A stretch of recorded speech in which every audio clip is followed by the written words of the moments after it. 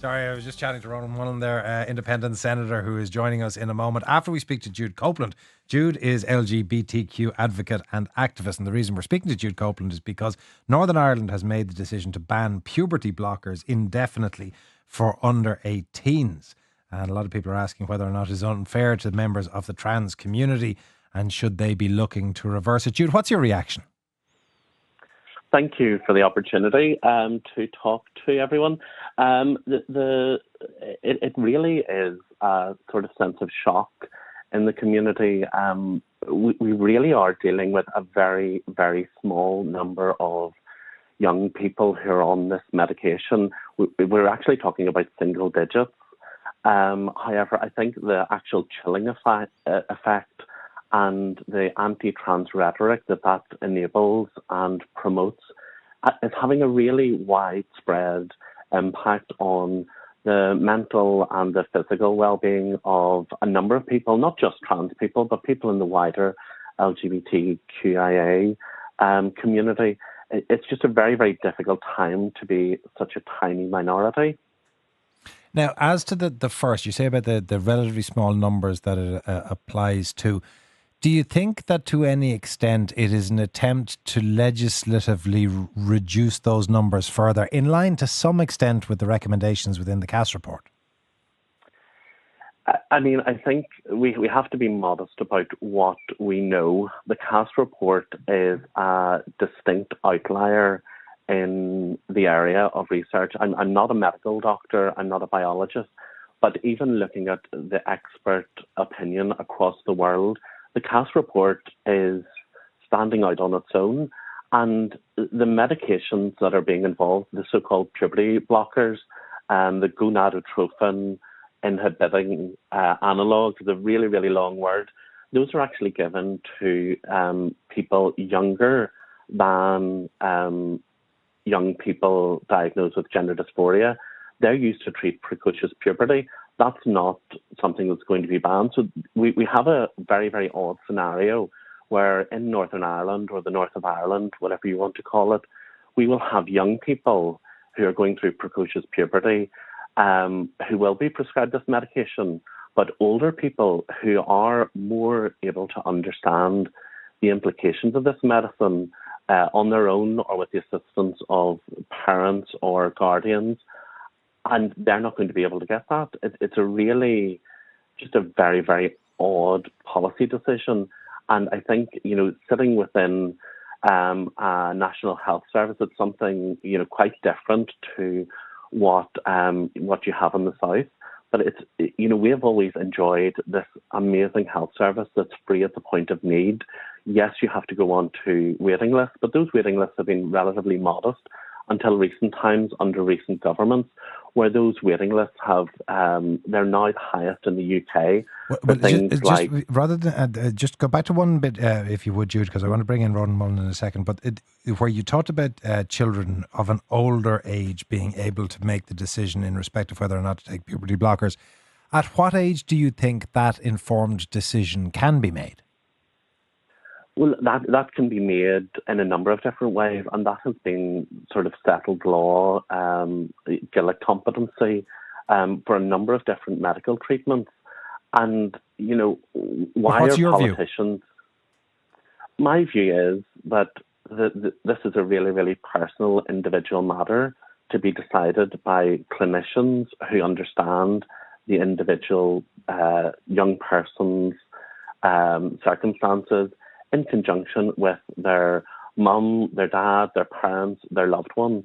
But you said a minimum threshold of recommendation. Again, if I refer to Cass said a lowest threshold, wherein they said if it is occurring younger than 16, it needs to be very, very carefully weighed with added concern. Would you agree with that, for instance?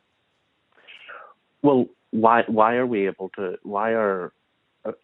young people going through precocious puberty at 7, 8, 9 able to be prescribed this medication, but older ones at 14, 15, 16 unable to do that?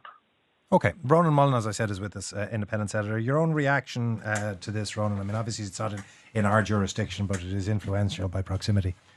It is. First of all, Anton, as far as I can see, this isn't just Northern Ireland that's taking this decision, it's across the United Kingdom. And it follows very much, I think, from the very revealing and very clear statements of the Cass report,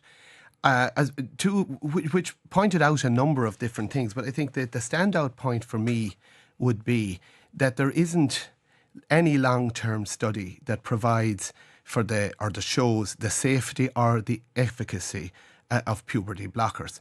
And this has been pointed out for a long time by people like Dr. Helen Joyce. I'd recommend people read her book, an excellent piece of work, Trans, Where Ideology Means Reality.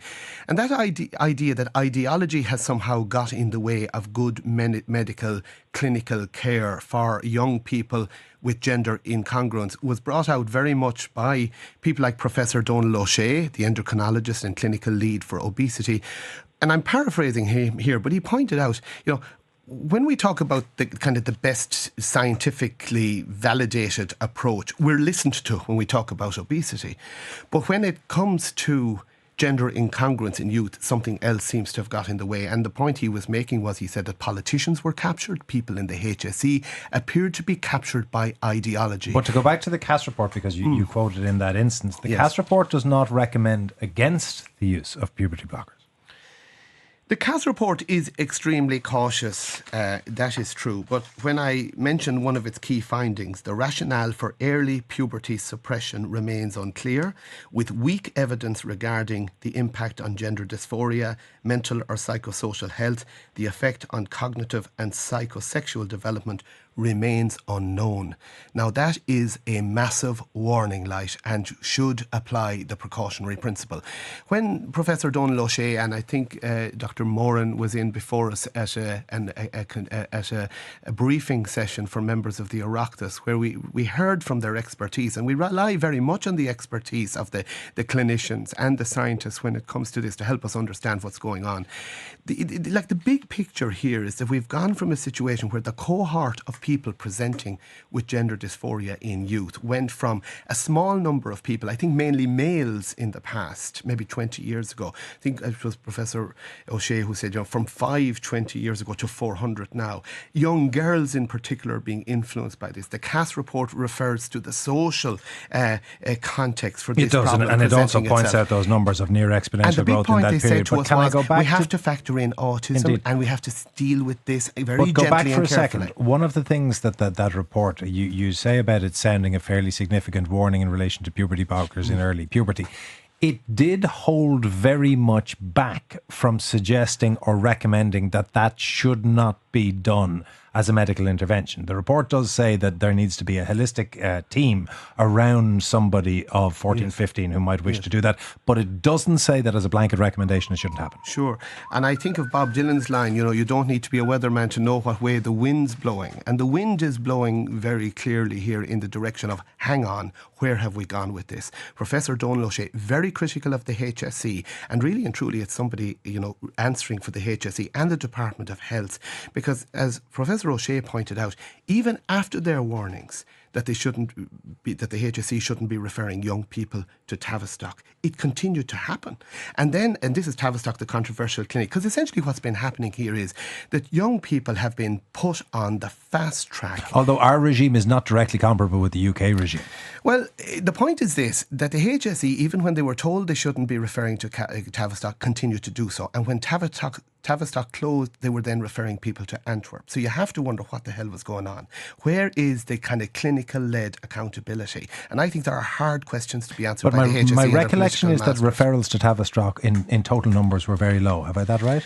You may be, and I'm not the expert. And let's hear from, because the more we hear from the Professor O'Shea's, the better. But the more we have media bringing in, and I don't think it has happened in this country yet. What you're seeing now in Britain is the outworking of the Cass report and the emerging consensus among people who care about young people with gender incongruence. When you consider, the idea that putting kids on puberty blockers is some kind of wait-and-see policy, when we know that the vast majority who go on to puberty blockers go straight on to cross-sex hormones. Okay. If they do that in puberty, they end up sterile. Let me go back to the analogy that you used, the Bob Dylan line about the way that the wind is blowing. Let me ask Jude that, because Jude, you were making a a similar point from a different perspective, which was that this would have a direct impact on the discourse and on the view taken of people who are LGBTQ+.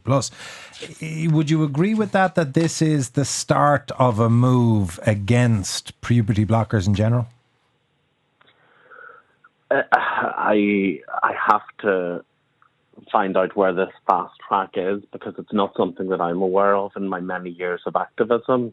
I know people who are on very long-term waiting lists for initial first appointments of up to 7, 8, 9 years. So the idea that Senator Mullen knows that there's some fast track, I think is really incredible. What of the mood music in respect of policy, though? Well, I think it's a very, very easy policy to take up airwaves. Instead of dealing with the actual issues, we are allowing ourselves to be drawn into conversations which really are very poor policy. You know, you're talking about exporting people to Tavistock, exporting people to Antwerp. You know, this is the rhetoric that we had with repeal. We take care of people where we are. I'm sitting in a charity in Belfast which deals with mental health issues of, it's actually known as Murder Mile because of the trauma. We do not want to export our youngest, our most vulnerable people on the fringes of society. Okay. That is for us to deal with it, and it's for us to deal with it properly, compassionately, and with all of the medical opinions that we have. I have to say, briefly, if you would, putting people like Dr. Helen Joyce, it's really amazing that these people's doctors are in nothing related to medicine, pharmacology, pharmaceutics, nothing. Okay. We have that point, Jude. That, unfortunately, time is against us. Thank you very much. That is Jude Copeland, who is LGBTQ plus activist and advocate, and before him, Ron Mullen, independent senator. 53106 if you want to get in touch, 087 1400 106 on WhatsApp. We'll be back after this break.